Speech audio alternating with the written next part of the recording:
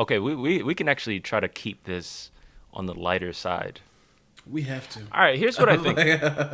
Here's what I think we should do. Hey, welcome to the Breaking Bad podcast. 100%. We can probably cap at like at least one episode where it's like, okay, it's okay if we don't get to it right away.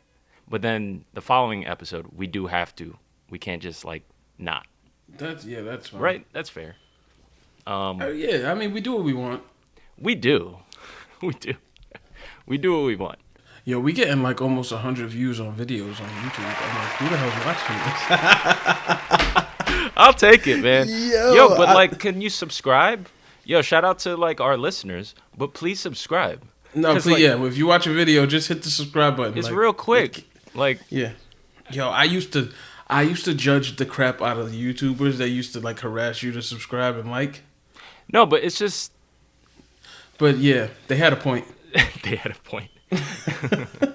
No, but yeah, that's true. I mean, very hypocritical of us. Yeah, we're one of them. One of them. Right. It's so funny because I used to be like, yo, I'm only watching one video, so I don't have to subscribe. But then I found myself watching more. I'm like, right. Okay. Like, what is it subscribe gonna do? Like, no one's seeing who you're subscribed to. If there's like some weird guilty pleasure sort of, I don't know what it is, but why you would feel guilty about being pleasured by us is beyond me. Well, that is a mouthful. I'm just kidding, man. It's not even a big deal. Like, if you subscribe, great. Like, we've spent this entire like the history of this podcast has been built on like, yo, whatever. Right, that's true. Basically, that's our tagline. Breaking the Barrier podcast. Yo, whatever. With the shrug. So, yes, we are back, and we're gonna try to keep this episode pretty light. There's like, some topics that we can get to that are, pretty heavy. There always is. At the same time, we can kind of just go any which way. We can be on a lighter tip, which is like the Oscars. That was cool, I guess. Yeah, and DJ Khaled is the best promoter in hip hop. Why is that? Yo, did you not see like this last week of his Instagram videos? So okay, Yo. I of course I definitely saw the abrupt stand up, and then he's like looking like across the beach or some shit. What is that? Yo, it's great. It's his promotion. Like, so he sets the stage of like what he was doing when the vocals came in. So he announces the album's coming out Friday on like Wednesday, right? Mm-hmm. Cardi B's vocals come in Thursday. So he puts an IG video up and he's like talking to his one of his agents, I guess, and he's like, yeah, so album drops tomorrow, we're 100% done, everything's cleared, boom, we ready. One of his guys comes in, he's like, yo, the Cardi B vocals just came in. And he's like, what? So then he runs, he's like, the vocals is in. And then he jumps into the pool, and then he posts like an hour later, album 101% done. And then he posts a new track list with Cardi's song in it. So I'm like, yo, this guy is like the greatest marketer of all. Because all week he's just been like, the vocals is in, Justin Bieber, Justin Timberlake. And it's like, what? Like, then he's shooting all these videos. He's got Jay, Nas, and James Fauntleroy on one song. And you're like, what the? Khaled is crazy, bro. Like, he's hip hop's Kirk Franklin. It's just great. It's great. Yeah, I guess he is, right? Did you hear it yet? I didn't hear it yet. Yeah. So far, you liking it? Yes, I like it. It's a good summer record. Okay. Cool. The first track, Thankful, gives me like higher vibes. Okay. Jeremiah is an underrated. Jeremiah? Yeah, he gets his bread. Like, Jeremiah is on everything. He is everywhere, and he just knows how to make music. Very talented. Very talented. Yeah, we're not here to talk about that. Just shout out to DJ Khaled. Yeah. No, he is the unifier of worlds. He is unity. Like, okay, one of the underrated DJ Khaled songs early on for me that like I was like, whoa, this is awesome. It's the Holla at Me. Bro, And I feel the same way. and you can't, it's not on iTunes. It's not on At all. And it is the songs that when I found it on YouTube, it's like terrible quality. Yes. But I used to love that. So it was on my MP3 great. player. Yo, it was Holla at Me, baby. It was Yeah. great because you have these guys that you would have never guessed, like to be on one song, Exactly. and it's like, well, it was Pitbull, right? But this is Yeah. before he was Mr. Worldwide. He This was like, yes, exactly. this is like gutter rapper Pitbull, and it's like, oh my god, this is so classic. But yeah, that's very underrated. Underrated, and it doesn't. It's like under the radar. No one's like, Yeah, no one. because I don't know why it's not on iTunes.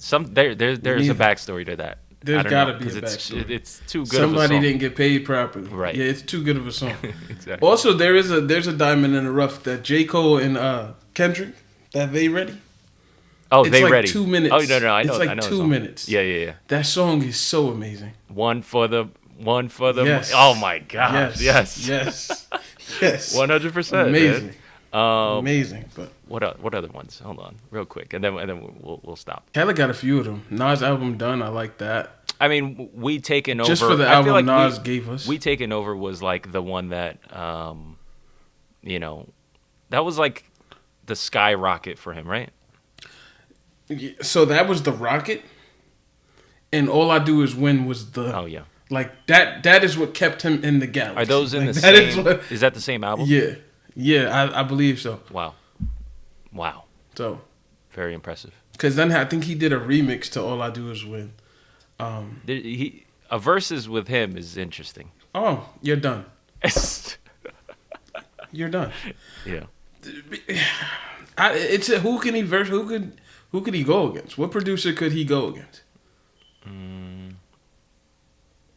What other producer has done what he's done in terms of like collaborations? The collaborative aspect is very unique. All right. So Oscars, that was cool. I mean, just to speak to like the, first of all, it's weird because it's COVID, right? They kind of they had multiple locations. They had everything kind of spread out, which is, I think they did that with a few other award shows, which is good. Doing what they can, especially with people not really trying to travel anyway. So, not unless you're trying to go to New York on July 1st. New York is opening up July 1st. Officially? Yep. Yeah, I mean, how do you feel about like those street dining spots? Like they built those like temporary little huts. What, with the bubbles?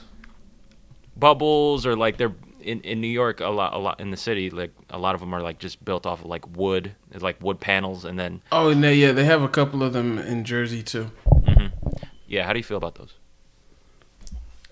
I don't know how clean they can stay. It's plastic. Would you Like, eat and then there? it's. I'm vaccinated, so maybe. Any like it's right on the street.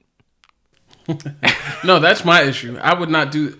So here's my thing. So I saw it with like the wood, like especially in New York. There's like they have these huge tall wood things. Yes. I prefer those. Okay.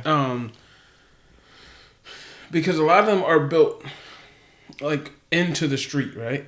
So there's like a lot of wood in between the street and the actual like seating. And I see what you mean. I'm not really concerned of like water splash. Like if it's raining, I'm not eating outside. Oh yeah, Not of course. happening. So It's different. but with the little plastic bubbles. I don't know how clean those are. Like that's really just my struggle of like, if someone sneezes, Does it just stay there? it has to. Like, I don't see anybody coming in to like wipe it down. Like it's just like. Also, I'm just bringing that up because earlier this week, there was a car that just like plowed right, killed the dude. Yeah, killed the guy. Well, that's unfortunate. Yeah. Like the, I always felt that would be possible. Shit is right there, and we have too much faith in that was drivers. my thought process. That was my thought process with those pedestrian malls. With like the whole walkway of just like no cars allowed. Oh yeah. Like it's like just somebody going okay, and it's like oh my gosh. That was me. Yeah. Like the first time. What was it? Grove. That's Grove, right? That's like closed off now. Yeah. Yeah, I used to like the first time I like went to Jersey City and saw that it was like that. I was like, it's one side now. Like what the? I was confused. So I was confused. Pretty much about to like turn into it. Run into niggas. Yeah, I understand. Yeah. I remember we were doing training for my job, and they showed us numerous videos of just cars coming on the sidewalk running people over. Mm-hmm. So then they started telling us this is why they built like. They have stage plants and like stuff to block cars from actually going into crowds of people. Yeah. And I'm like, yo. Now here's what happened. A week later, only happens to me and while I'm at work, I promise you. Some chick drives out of the lot up on campus with her car. So after seeing all these videos of like terrorists running into, she pulls up right in front of the library, and we're like, "Oh yeah, I do remember you telling me this. It's my section." So I'm like, "Oh, I now have to go and be in danger. Patrol this shit." So I go to the car, and I'm like, "What you doing?" There's some lady that doesn't know how to get out. I'm like, "Yo, we almost had the cavalry on you." Right. Yo, you gotta relax. And she's like, "Oh, I'm so sorry. You was about to be." But oh god, it was nuts. Yeah. But anyway, whatever we were talking about. Real quick, just the Oscars. A couple milestones. Let's see. Barrier Breakers. Nomadland. In the house. I can't believe Nomadland won Best Picture. Why? It's a story about white privilege. I saw an entire post that summed up my life and how I felt about it. Okay. It's a story about white privilege. Because Shorty gets to like quit her whole life and just act poor for the entire movie on purpose. And has no repercussions of like losing anything or just feeling bad about it. What is this? A show? Movie? No, it's a movie. Nomadland. Okay. I think it sent the wrong message. Okay. Of like, there are people who don't have jobs. There are people who are homeless. There are mad people who suffer. And in this movie, this white lady just decides, I want to live amongst a group of people in vans. And like be poor and broke and see how it is. It's not a documentary, right? No, it won Best Picture though. Interesting. Okay. So we're not fans of that. I haven't seen it, so I have no idea. I'm just taking your word for it. I know I did see Judas and the Black Messiah, and that should have won Best Picture. Gotcha. Did Judas and the Black Messiah get any wins? Yes. Okay. Daniel Kaluuya won Best Supporting Actor, which I thought was weird. Yes, here it is. Mm-hmm. Yeah. And then he beat out Lakeith Stanfield. Right, but I was confused because they didn't have there's usually a Best Actor and a Supporting Actor. So I was confused as to how both of them were put in support. Because my assumption was that the main character was Fred Hampton. Yeah. So why Daniel Kaluuya was not in the category for Best Actor? Or maybe they did it because they both had the same amount of like equity in the film in terms of character. Like, yeah, I mean, how did they determine that, right? I mean, I guess like usually at face value, you're able to determine who the lead is and then who isn't. Right. So, but either way you look at the film, you could say, oh, Lakeith Stanfield's character is the main character, or you could say Fred Hampton is the main character. Well, also, so like let's say, think about Friends, okay? Friends, 6 actors, and but there are times that they would like. I think Phoebe won Best Supporting Actress. Right. Like, that's like she's a supporting. So in Friends, I have my own theory of like who the lead people were. Well, yeah, Ross and Rachel. Right. Okay. Yeah. So no, not Ross and Rachel. Monica and Ross. Ooh. I only say that because it's their apartment, and everything's centered around either Monica or Ross. So it was like Monica Monica had the mustache guy. I forget his name. Like I forget what Richard. they called him. Yeah. Richard, right? Yeah. And that was like the main storyline, right? And then everyone else's would fall around it. Ross would get married 50 times, and everybody else fell around it. So I just felt like, and their grandmother was like a focal point of the early season. So I just thought for them it was like, and we saw their parents more than anybody's. So I just thought, it's true. Ross and Rachel. I mean Ross and Monica and their friends. Mm-hmm. So, and it just grew from there. Yes, interesting. That's an interesting take. I would probably add Rachel to that because I like what you're saying about Monica because I think that she's the glue of that whole crew, to be clear, right? Absolutely. And everyone knows that. But, Rachel, she was like the first episode is like her her running in with the dress. Yes, exactly. So so it's a central story of the three of them. Yes.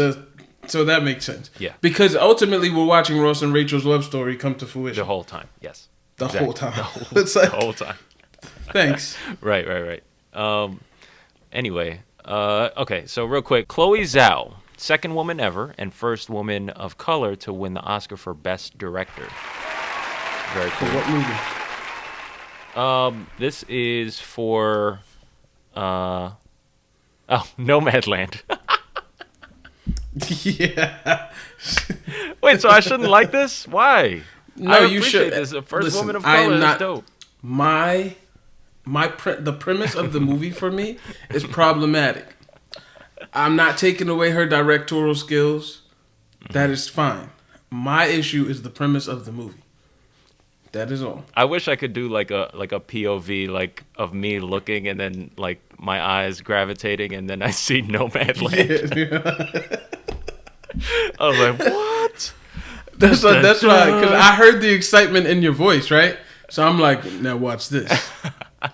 Like she went for the movie that I detest. Nah. Well, yeah, I have no doubt that Nomadland is a great movie. It's the premise of the movie that is problematic to me. Yes, valid. Respect that. Let's see. Mia Neal and Jamaica or Jamaica. How does she pronounce it? I'm gonna go with Jamaica because. Okay. Just call them whatever. The first black-led hair and makeup team to win an Oscar. Very cool. Dang, the first? Hair and makeup? That's a little interesting. Yeah, that's crazy. That's actually kind of like nuts. But anyway. Yeah, you know how many chicks I know went to beautician school? Yeah, I mean, you know what? Let's not act surprised about this stuff. That's true. Honestly. But, really? First time black people? Emerald Fennell is the first woman in 13 years to win Best Original Screenplay. 13 years. That's a long time. Damn, so they were just giving it out. Huh. Yeah. So, really quickly. Oh, okay. So, Neil... Sorry, I'm jumping back and forth. Neil and Wilson, the first black-led hair and makeup team, they worked on Ma Rainey's Black Bottom. Yes. Okay. Great. And that sounds hilarious. They did.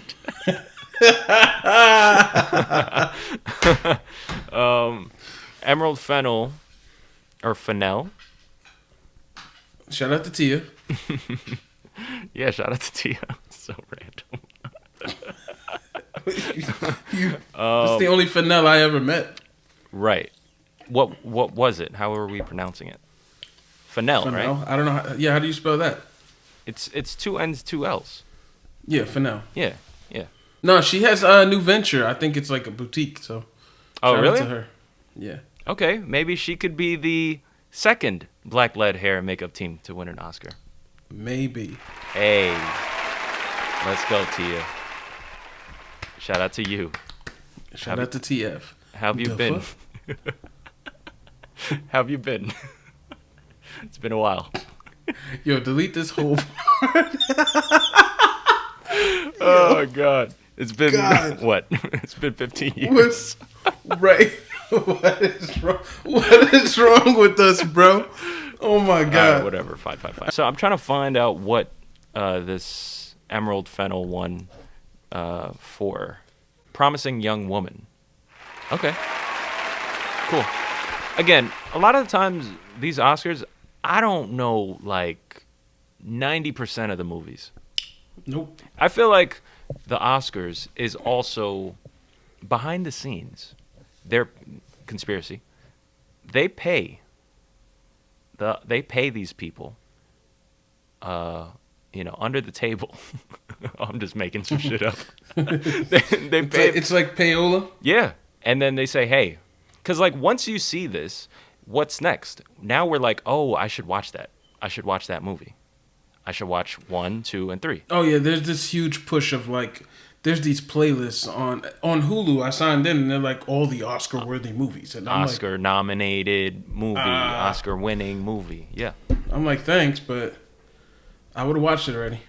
Yeah. No. So, but a lot of people fall for that. Not. I don't want to say it like that because I do that too. Like sometimes you'll find out about a movie that's like Parasite. I didn't watch Parasite until after the fact. Yeah, me neither. But again, like, I understand what you're saying, but you're not. It's not wrong to say that, like, oh, they're paying. It's not wrong. No. How are you so sure? I don't know. Okay. I'm sure they'll pull this episode if there is. Very true. They do have that sort of power, and we know it. Bastards. It's okay.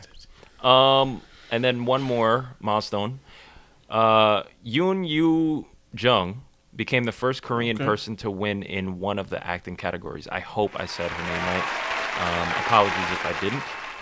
But let's see. While Parasite, last year's Best Picture winner, featured performances from plenty of great Korean actors, it received no acting nominations. What? Wow. See now, the Oscars just makes me mad. I just get mad instead of like... What? Parasite is one of the greatest movies ever created. No acting. Yo. We can't even get the main character? We can't even get a nom? First of all, the cookout scene in the backyard. Oh my god. Alone. Insane. Should have been like that was already a movie. Your word. Oh my god. That should have got somebody nominated. No acting nomination? Damn, that's deep. That's crazy. In the middle of his shout out, he just got his heart broken. What I did love about I think those Oscars was, which I think we kind of featured last year, was the cast of Parasite and the cast of very prominent black cast. I don't know what movie though. What movie last year? There's mad black movies last year. It had the Kaluuya. It had the. All of them have Kaluuya. No. Let me check. Yeah. Damn. But there are like these group shots of like. No, yeah, them together. I remember. So I just don't remember the because like I said, every movie has Kaluuya. Shout out to Kaluuya. Kaluuya is like running ever since Get Out hit the ground running. That guy's amazing. He's awesome. Yeah. He's not gonna drop the ball. I mean, like, just keep running with it. Super talented. Damn, man. The black I'm trying to think. Nothing. It's not Black Panther. Or it might be. I would. No. No? That's last year. It wouldn't have been Black Panther. That was just racist.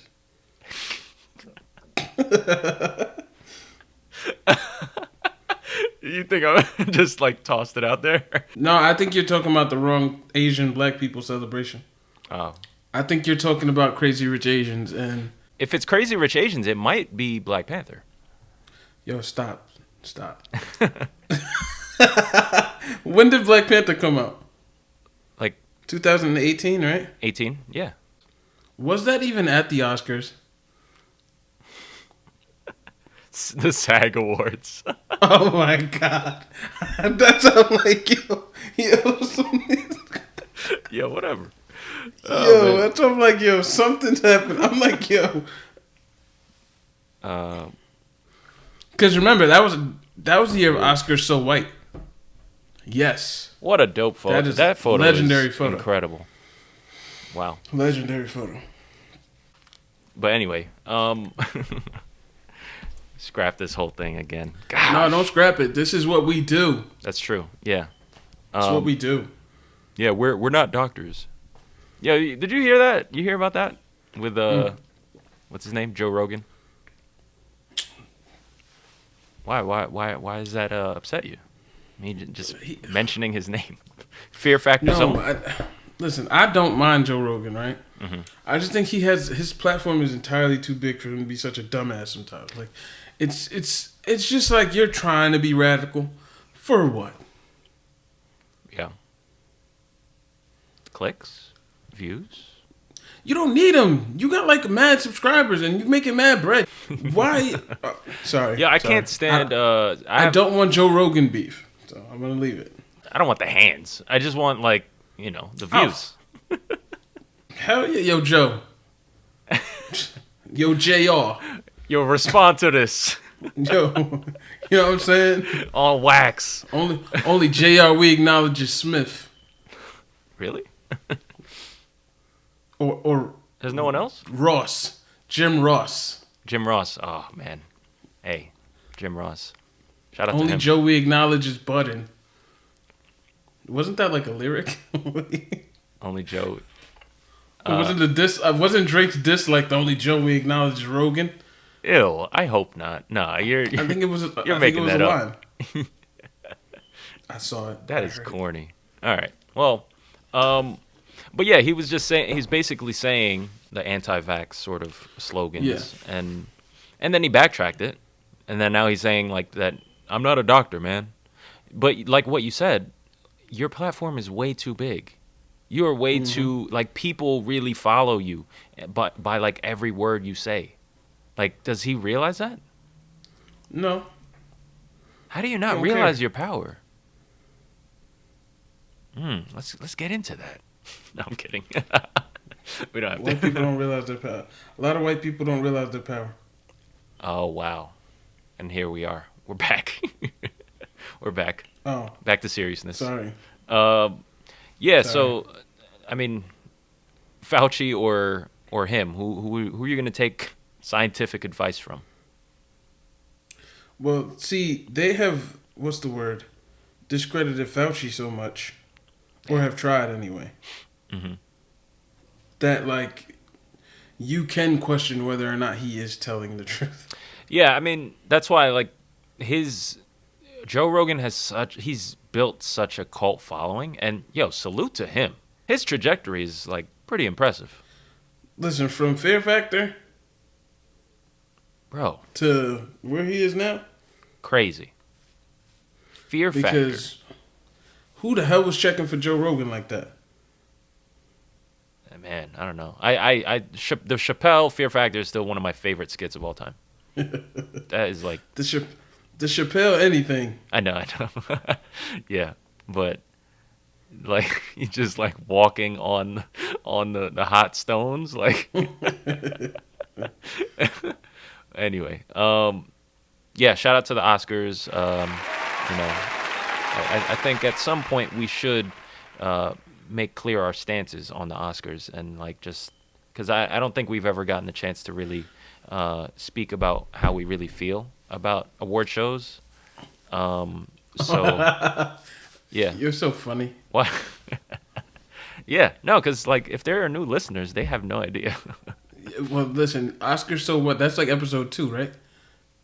Oh my gosh. Well, the first episode is about Kevin Hart not hosting, so not really. Right, and then we do the recap like following episode. Right? Oh, perhaps. So I believe it's episode 2 where it's like Oscars so white. Well, or whatever. Because I know R. Kelly's episode 1. No, 3 or 4. I don't know, man. Oh yeah, we get into Robert Paul's real early, but what were we talking about? Joe Rogan. Yeah, no, I'm gonna roll with Fauci on that. Listen, they by my wedding, everything's gonna be wide open, and everything is we're just gonna be in a cesspool of possible COVID, and just pray that everybody's fine. Yeah. If New York is like we open in July 1st, I'm 1,000% sure like Jersey's like, oh, we'll be open August 1st. Mm-hmm. Yeah. Yeah. I think so. But De Blasio don't care about nobody. Yo, can I just say, like, people who are like on the fence about vaccines, I mean, yeah, Fall on one side. Fall on the right side of the fence. the right side being what? It's time for you to fall on the right side of the fence. What? Get a damn vaccine. Wait, yeah, what are you hitting something right now? Oh, yeah, I was twisting my mic cord. You make sure that doesn't pick up, yo. It might. Oh my gosh. All right, just so everyone knows, that was Will. We're ghetto the whole time. But yeah, I just feel like, does everyone see? Does everyone know what's happening in India right now? Do you know what's happening in India? All I see is people getting drug out of cars and like, shit's real. Oh yeah, I can imagine that's happening. But they are really going through a crazy COVID hit. Yeah, it's really people bad. Dying. They don't have oxygen. They don't have enough oxygen for people. They got to call in like the hospitals are overcrowded. They're us last April. It's basically like, think about the privilege that we have to be saying, oh, you know what? I don't know if I want the Moderna. I think I will say that that was a privilege that I was able to avail of. Same. I was looking. I was like, when I was searching for a vaccine, set up an appointment. The first appointment that like popped up for me was Moderna. I was like, nah, it's okay. Yeah. I did that. And then I was like, I'm trying to get Pfizer, so I got it. When I called the nurse, she's like, well, which one do you prefer? Mm-hmm. I'm like, Johnson & Johnson. Right. One and done. One and done. She's like, okay, no problem. We'll schedule you for this day. Like, I could have literally picked whichever one I wanted. Mm-hmm. And I don't take that for granted. I'm just like, thank you. Yes. Yeah, for sure. I mean, just think of that and then contrast to what's happening in India. They don't have that luxury. They don't get to choose.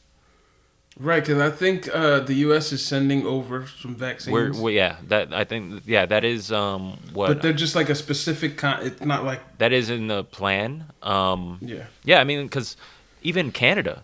So Canada, they technically are kind of on that sort of like waiting boat in a way. It's not like us, because like these are things that are from us. You know what I mean? So, like, that's why we have immediate access to it. As opposed to, like, a lot of these other countries, it's tough on them. So, yeah, I mean. Crazy, though, that we're using resources from other countries to just be like, America first. What? Well, the vaccines? The vaccines are us. No, they are, but I'm saying we fly in doctors from all over the world. Scientists from all over the world to get shit done. Yes. So, it's like, like, America. America. Fuck yeah. Hey, America. Exactly. Yo, well, now that you bring up that, like, funny accent, I do have this funny thing. Like, Chipotle, they have this, they're now doing quesadillas. Quesadillas, yeah. Right? And did I tell you the story about, like, the quesadilla story with Chipotle? Did I ever tell you about that? No. Okay, so this is like a long time ago. This is like maybe 2013. And I go to Chipotle, and I ask, this is my first time going to Chipotle. I was always like Qdoba. Like Qdoba versus Chipotle, I'm going Qdoba. Yeah, I'm such a Chipotle guy now. Yeah? But go ahead. Yeah. Yeah, I jump ship. I think when you get older also, like, there's something about the Chipotle bowl in particular. Yeah. Yeah. Yeah, definitely. Yeah. And Qdoba, it's like their ingredients it's like. Not a fan? They don't hit when you put all of Chipotle's stuff together, it's still like a season, like it all tastes like it goes together. Like Qdoba, if you put the wrong thing with your with your bowl, it's like, it's just ruin the whole thing. Right. Like, yeah. Qdoba Anyway, for me, yeah, Qdoba is like only quesadilla. Because when I was younger, I was just like, I like quesadillas. So then, but yeah, I went to Chipotle, and then because my friend like kind of dragged me there, so then I was like, all right, fine, I'll get to compare. So I was like, can I get a quesadilla, chicken quesadilla? Yo, this dude's face. If you want to if you want to see someone's like face explode, like go back to 2013 and ask a Chipotle worker to make a chicken quesadilla. They have no clue. Yo. So he was so confused. They didn't know because it's not on the menu. But I just like, I'd imagine you guys can make quesadillas. It's like you got to make it right there. I mean, the little thing that flattens everything together. I mean, so by the end of it, it was a mess. It was gross. Like it didn't look good. It was oh my God. It was trash. It was trash. So that's why this is a big deal. The fact that they have this now, but yeah, I thought it was just funny. What is it called? Hearing the ad, you hear how the dude says adobo. You know adobo, right? Like chicken. Oh adobo. yeah. Yo, adobo. Adobo. Yeah. Come and try our new adobo, dude. Oh my gosh. It's nasty. Yo. They don't try to put like no type of accent or like show love to the culture and the way it's supposed to be said, but and it's always been funny or like cool to watch because my fiance, she's like, she's Hispanic, so she'll say stuff, but like the Spanish word will be mad Spanish and the rest of the sentence is mad English. Yeah. So I'm just like, okay. So now she's like she's not forcing me, but like it's a habit of mine to like start saying, oh, this is like the Spanish version of the word, and then keep going in English. It's like, it's the right way. I mean, it's actually the most respectful way to go about it. Like I always have a weird thing about people who have like these names that are like clearly from not American, made names. And we try to like Americanize it. And they kind of roll with it. Don't roll with it. That's my take. Like don't roll with it. Force us to learn how to pronounce it. And then yes. I mean, I have experienced some of that with my last name because it has been butchered most of my life, and I'm like, yo, fam, just ask me how the fuck to say my name because Royals, like all these, you're ruining, like you're adding letters and consonants to my name. I'm like, yo, right, just ask me. Yeah, it'll make your life easier because you look like an idiot, Mr. Royals, Royals. Rails. Roland. Then I'm calling you Roland. Yeah. And then, oh my God, this one professor I had in grad school, this nigga would call me Ryan. Mr. Ryan. Then he just dropped the Mr. all of it, and my name was Ryan throughout the entire. And I'm like, what the fuck is wrong with this dude? Just a white dude named Ryan. Like, my name's Ryan. Like, what's going on here? Yo, man, like for me, my people shorten my first name to Tom, right? And then which is weird because they like throw the H out. Yeah, but unless you're like a lot of Asian people, I don't know what it is. Like Asian audience, like who rock with us, feel free to like just chime in. But it seems like with a lot of Asian people, they tend to keep the H there, and then they call me Thom. I don't get it. Like Thor? Yeah, I don't know what it is, man. Get the hell out of here. Hi, Thom. Yeah, I don't know what that is. Hi, Thom. How are you? Because that's not how you pronounce it, though. You don't go with Thomas. Right. But maybe they do now. I don't know. That's nasty. That has me rethinking some shit. But anyway. That's nasty. All right. So, Umar. Are you familiar with Umar? Shout out to Dr. Umar. You are familiar with him. Yeah. Yo, first of all, I will say he is one of the greatest. The memes of this guy, like, so I don't think you've run into like what Twitter has been doing with him. I have not. So there has been. So he speaks out against like just everything white, like all the time, right? So there's this video where he was like, all it takes is a little bit of whitewashing for your coonery chip to be activated. So there's like this video, and it just says your coon chip has been activated. So whenever someone says like some crazy shit that's like coonish, they just tag the video under it. It's like, yo, the coon chip has been activated. Or if you're like, they had this video of a draftee that is like, he has a white girlfriend. Mm-hmm. So they have a picture of Dr. Umar staring intently at the screen. So they just posted it under it. Yo. Oh, so he's hilarious. The one who said coon chip? Yes, he's the coon chip. He coined that phrase.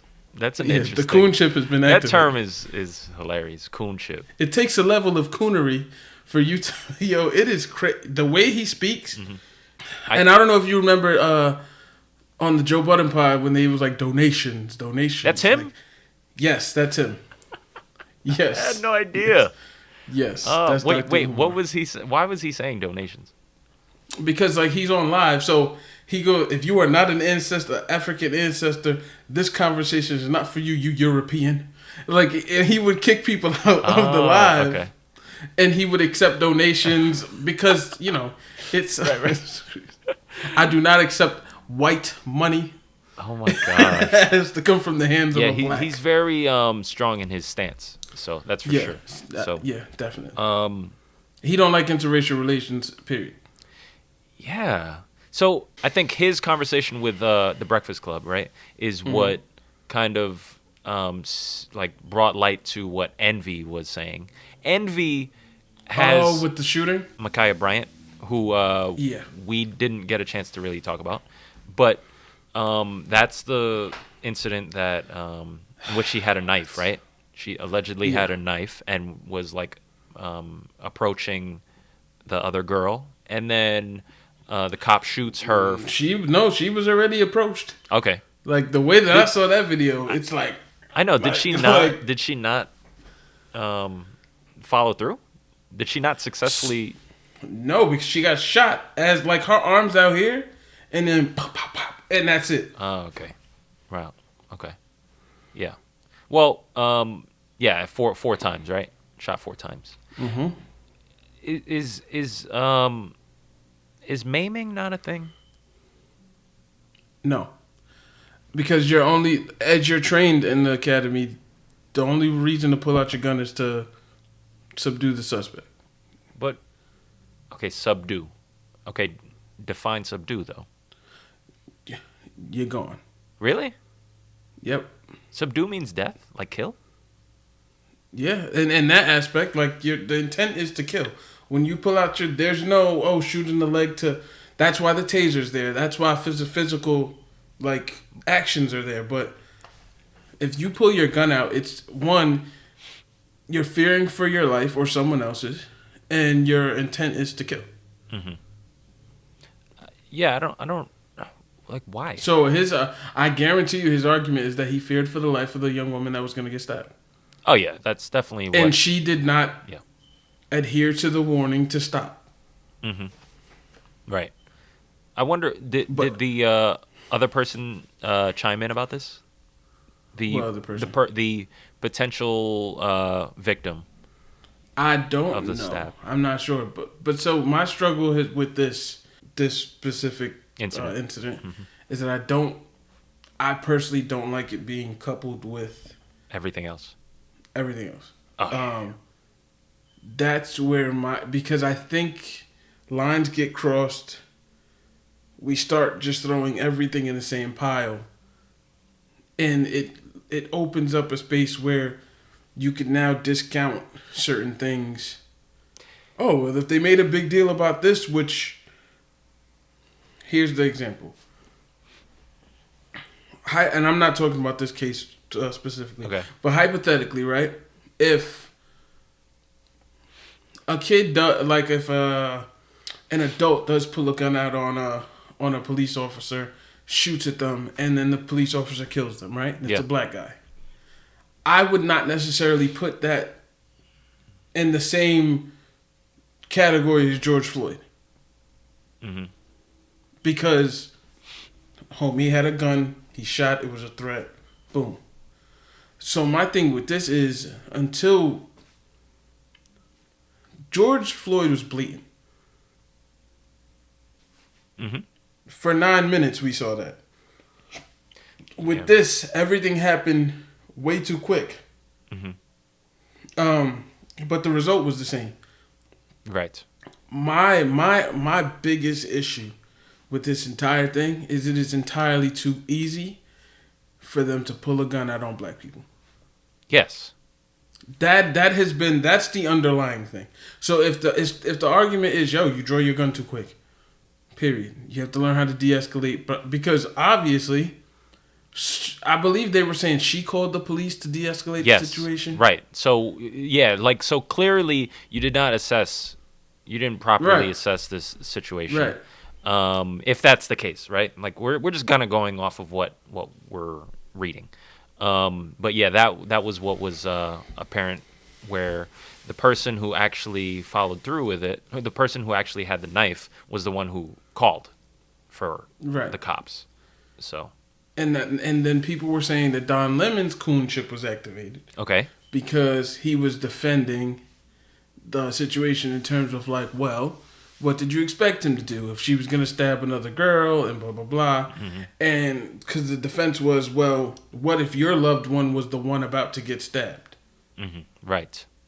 So that's why I say this is more intricate than the blatant George Floyd case. So we literally have to, like we wait for more things to come out. Exactly. I'm not just going to jump and skip, this is more police brutality. This is like, this guy's a piece of shit.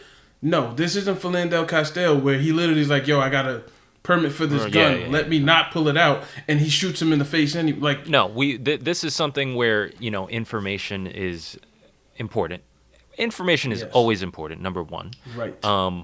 And in this situation, yes, like just like how we usually handle things, like we'll wait and we'll see what details come out. But the end result is the same. Mm-hmm.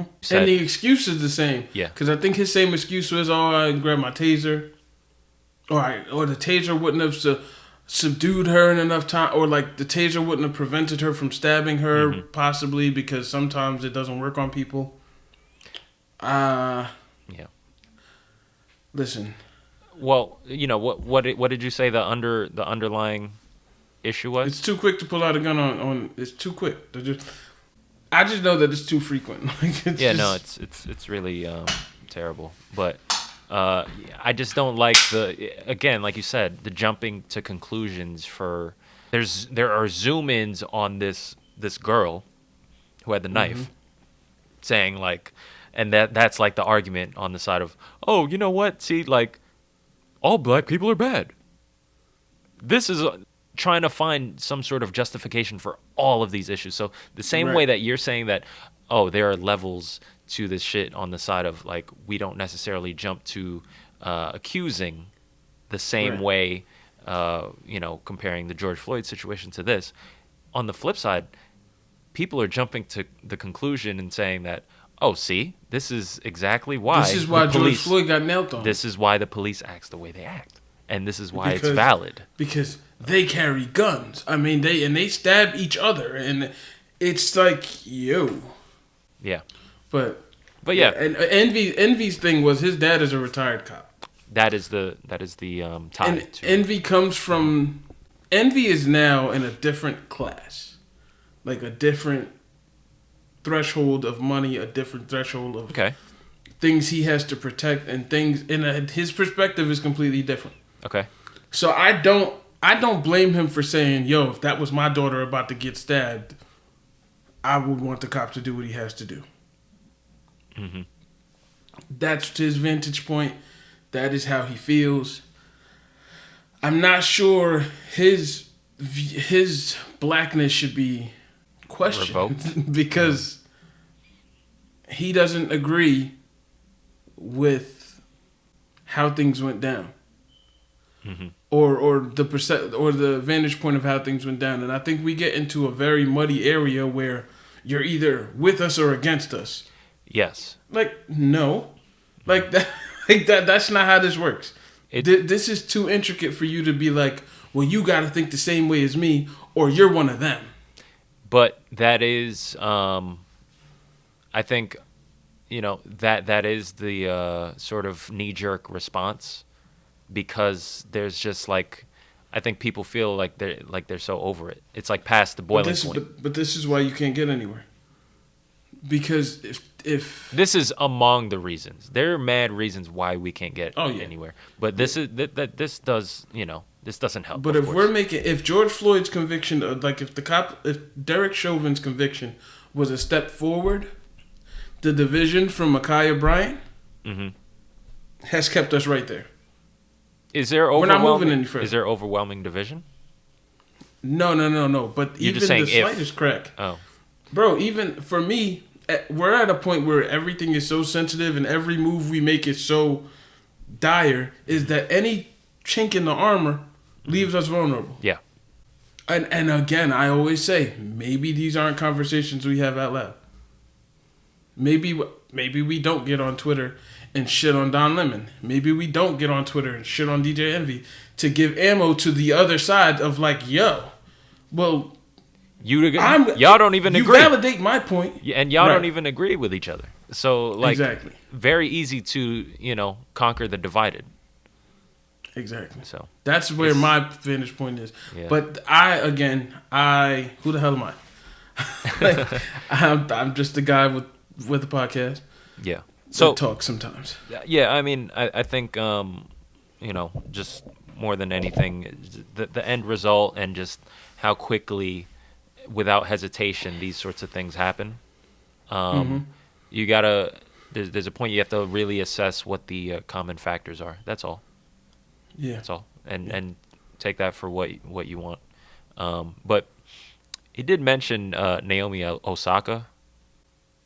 Had bars for her. What did he say about her? He said that he I didn't watch this whole. Yeah, no, it's fine. He is someone I can take in doses. Okay. Because although he makes some prominent points on like black issues, there was a lot of shit where he goes mad left, and I'm like, because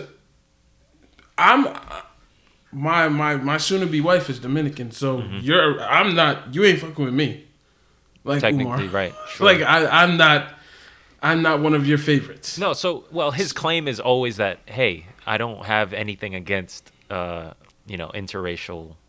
Well, that's because he's done it.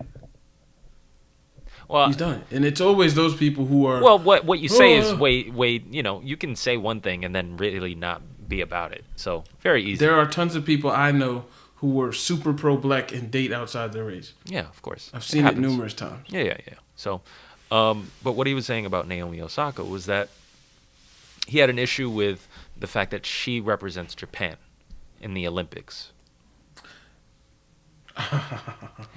What is she supposed to represent? Haiti. So she has a Haitian father, and then an Asian mother, and he's saying he basically says that you think you got your tennis talent and skills and attributes from your Asian side. Your mom's side, yeah. Hell no, you got it from your Haitian side. From your that's your black, ability. So, for you to opt to represent Japan is problematic. That was what he was saying. Here's my response to that. That may be true in some people's mind or whatever. That may be true genetically if you look at the breakdown. Who knows? My thing is, I think she discussed this before. She was in a space where she was barely accepted by both.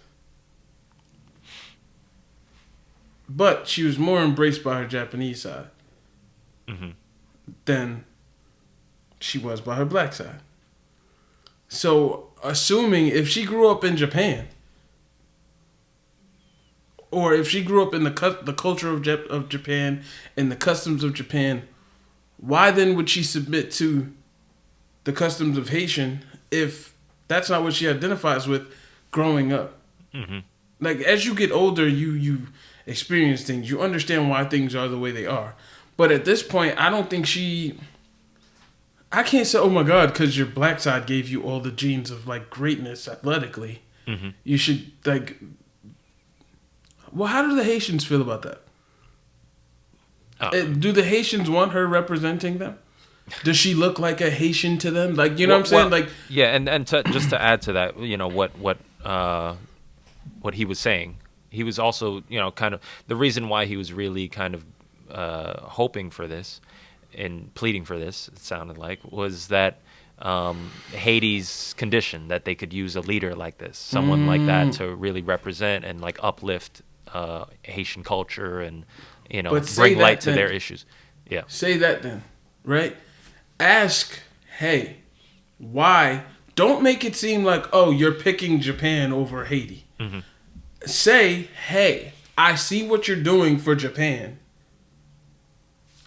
What are you doing for Haiti? Are there more things you can do for Haiti? Are you doing anything for Haiti? Because he don't know. Like you have no idea what she's doing. Mm-hmm.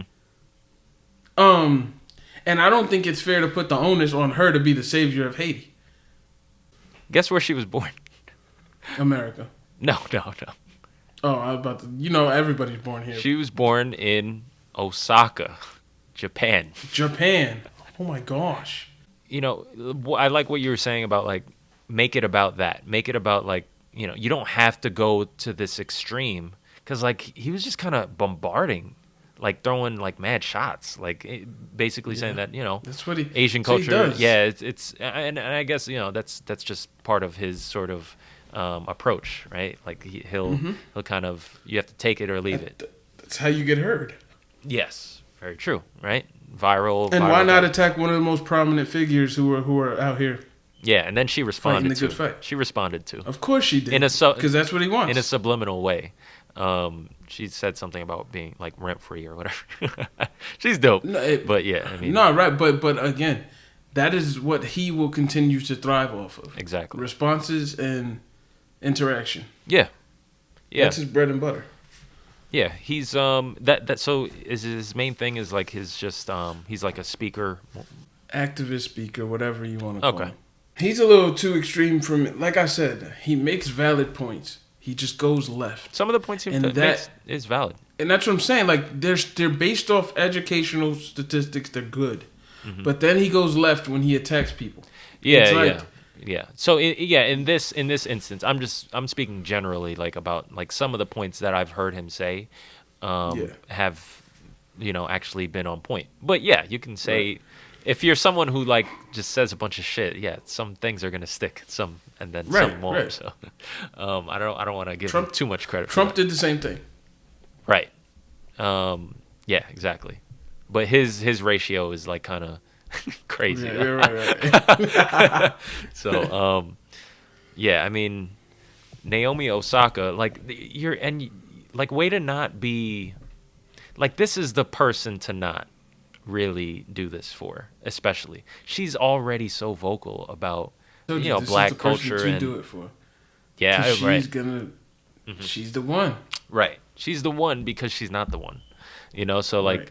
It's just it's unfortunate because like she's just she spent so much of her career. Even though her being young, yeah, she still. This is one of those times where she feels like she still has to defend her blackness, and she's gonna continue to do it.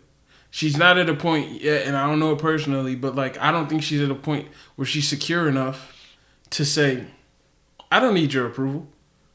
Right. I think she's still in a space where, damn, like I still gotta kind of drive to the point that like, yo, I'm black, and that's the problem. No, and also I think she like wears it proudly, like especially in recent years, kind of goes in tandem with her rise in the sport. Like she's kind of gotten so much better and become like one of the top players, if not the top player. And you know, at the same time, all of these things are happening, right? The George Floyd situation, and then she had that you know, that run when she was like kind of repping and saying like having the names like repped on like every match. She really is about it, and it's, you know, it's unfortunate that she caught a stray from this guy, but you know, like you said, oh no, it wasn't a stray. That shit was the direct shot. Yeah, for sure. Speaking of strays, there's you know, Peter Luger Steakhouse. No. Oh, you should have that. If you like steak. Do you like steak? I do. Oh yeah, that's my favorite steak spot. Okay. Well, there was a shooting, so I don't know if you want to go. Oh, thanks. I think I'll take mine to go. Right. I feel like if you have a gun, you should be required to go to like shooting ranges like every 6 months. Yes. And you should be like graded on your. Did you do a good job? All right, you get to keep your gun. Mm-hmm. Yes. But if not, like, and if you miss reporting to like a shooting range thing, okay, then we're taking your gun. It's like a renewal of your license. Yeah, someone will be to your house to collect your gun, and if you don't comply, you will be arrested. I respect it. Okay, so on a similar tip, like drivers, people can't drive, right? So there should be a renewal test where 10 years. Yeah, give or take, around there, give or take. We're not doing the give or take thing. Yo, man, I like stand strong on my stance. I know, and I stand strong on the other side. All right, So someone's wrong, yo. It ain't me, yo. It ain't me either. So it's somewhere in the middle is right. All right, fine, whatever. But yeah. So around there, I would say, and yeah, it should be. You should be able to like. You should have to take a test. You should maybe even like be tossed into not just like the regular sort of road test where it's, you know. This nigga's like, they should just throw you in like a traffic jam. Yeah. And like an obstacle course for driving. Under stress. Like how good are you? Like that, because that matters. That matters. I know. I can. First of all, I'm not tooting my own horn, but I think I'm pretty damn good under stress. Mm-hmm. But like, there's some people. Oh God, like. They just hit the brakes and life stops. And I'm like, nigga, we can't stay here. Like, what are you doing? Mm-hmm. But that's... Shout out to the drivers. The drivers. All the drivers. Right. All the drivers. Yeah. Before we go, I will, everybody please get vaccinated. I agree. Perhaps maybe next pod we'll talk about this police reform thing. Nah, I just have a couple thoughts. Like I'm kind of hating on the stop like the Asian hate law over the whole situation. Mm-hmm. I'm kind of hating, so we'll touch on. No. You want to talk about it now? Because I think I know where you're going, and maybe this is like a preview into a larger conversation. Because I don't want to like. Fine. Because we could do this for like an hour. That's true. But my thing is like. Well, let me just. Anti-lynching bill has not been passed yet, so like. Fam, what we got to do to get that done? Like, yeah. When is it going to be federally illegal to stop hanging black people? That's all. Like, that's the only thing I really want. Like, put it on wax, right? Like, right. Like, let's not make it this just thing. Just as like we're putting and I'm not saying, oh my God, this should not happen for Asians, but because obviously it's necessary because people are assholes. My thing is the same legal representation that's on paper for Asians should be on paper for blacks, mm-hmm. should be on paper for Jews, like everyone. Mm-hmm. Maybe there should just be stop hate, period. Like there should just be a executive order on stop hate. Right. Right. But that's neither here nor there. No, I mean like, yeah, it should be in like an all-inclusive sort of bill. No lynching, no hate crimes, no. But like I said, I've been talking about police reform. Like grad school, this has been a super big topic, and I have my own thoughts about like how everything is governed. So yeah, I'd rather us do like a big, not a big, but like a longer, in-depth conversation. Fine, because what? Maybe this can be a preview, for like maybe the next episode or something, where we talk about this. But yeah, I mean, I'll just say this. His speech, like when he was declared the winner. Yeah. He thanked the black voters. And he was like, you always have my back. Okay, so like understandably hold him accountable. Now, again, it's been 100 days, my nigga. It's been 100 days. That's all I'm saying. It's been 100 days. And there's time. But at the same time, no, right. You know, because we have to get into that conversation of is America racist? So like we have to. That has been the question of this week. Is that a conversation? Yes, because one of the senators stated that America's not racist. People went nuts. Uncle Tim, like, because Tim Scott, a Republican, North Carolina black dude, I think he's South Carolina, North Carolina senator, said that. And then people are like, what? America is racist. And then Kamala Harris is like, America's not racist. So, like, there's a conversation happening. So, is America racist? Find out on the next episode of Dragon Ball. Like 100%. Yeah, we can talk about that. That's interesting. Is America racist? we hear y'all. We hear oh y'all. Man. All right. Yeah, that's it. That's a wrap. Breaking the Barrier podcast. We are out. All right, next pod, y'all. All right, one.